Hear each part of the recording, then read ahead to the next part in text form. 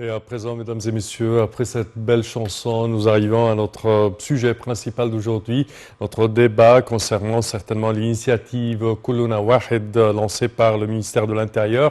Et pour aborder ce sujet, nous avons le plaisir d'accueillir au bout du fil Dr Moustapha Tammam, qui est expert en économie. Bonjour, Dr Moustapha. Bonjour à vous.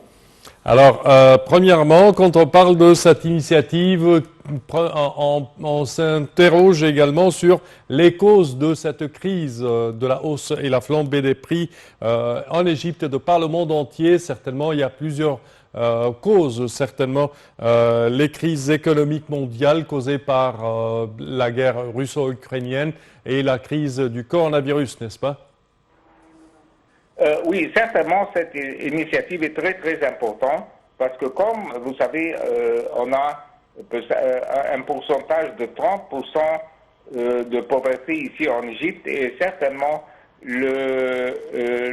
l'aspect social est très, très important et le président et le gouvernement donnent beaucoup de pouvoirs pour élever les citoyens égyptiens qui sont pauvres et peut-être qui souffrent beaucoup de les prix qui sont augmentés dramatiquement, comme vous avez dit, parce qu'on a beaucoup de facteurs mondiaux, comme la guerre que vous avez dit en Ukraine, peut-être aussi la crise économique mondiale qui a peut-être donné un impact négatif pour l'économie tout mondial ici. Aussi, l'FMI a donné peut-être un prospectus du futur que peut-être l'année prochaine, le développement de l'économie mondiale ne va pas prendre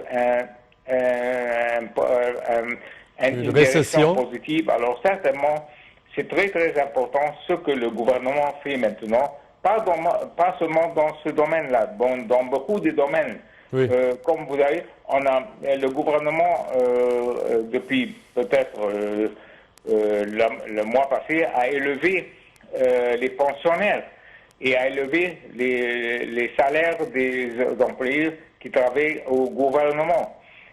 Certainement, tout ça, ça nous donne une indication que le gouvernement et l'administration égyptienne donnent beaucoup de pouvoir pour les pauvres ici en Égypte. Oui.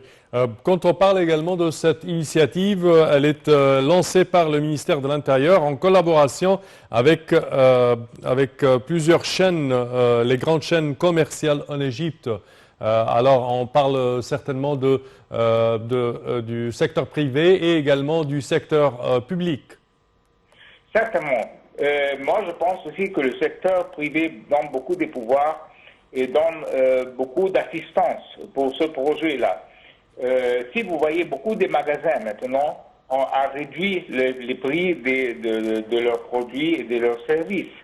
Et ça, certainement, ça nous donne une indication qu'il y a une coopération entre le secteur privé et le gouvernement pour donner une chance à les gens de ne pas souffrir beaucoup des prix qui sont très, très élevés dans tous les produits et beaucoup de services aussi.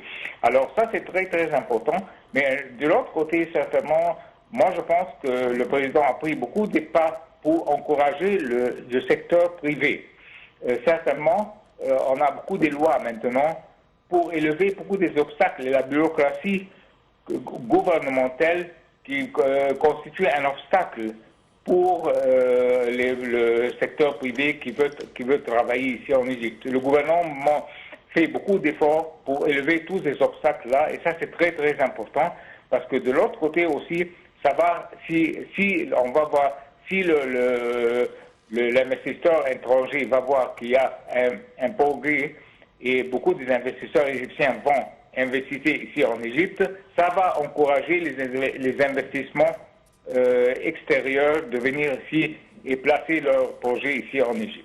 Oui, quand on parle d'investissement extérieur ou d'investissement étranger en Égypte, on doit mentionner plein de grands projets qui ont été entrepris, tels que par exemple la rénovation de l'infrastructure routière en Égypte, également le grand projet, le méga projet de vie décente ou Haya Karim, qui est déjà entrepris depuis à peu près 2 années à présent et qui vise la totalité de la campagne rurale égyptienne. Oui, ce projet de Haya Karim est très très important. Je vais vous dire pourquoi, parce que depuis peut-être longtemps, on a négligé les citoyens qui habitent dans les villages. Et certainement, on a concentré, malheureusement, on a concentré seulement sur l'Alexandrie et le Caire, mais on n'a pas donné beaucoup d'importance au passé, moi je parle, oui.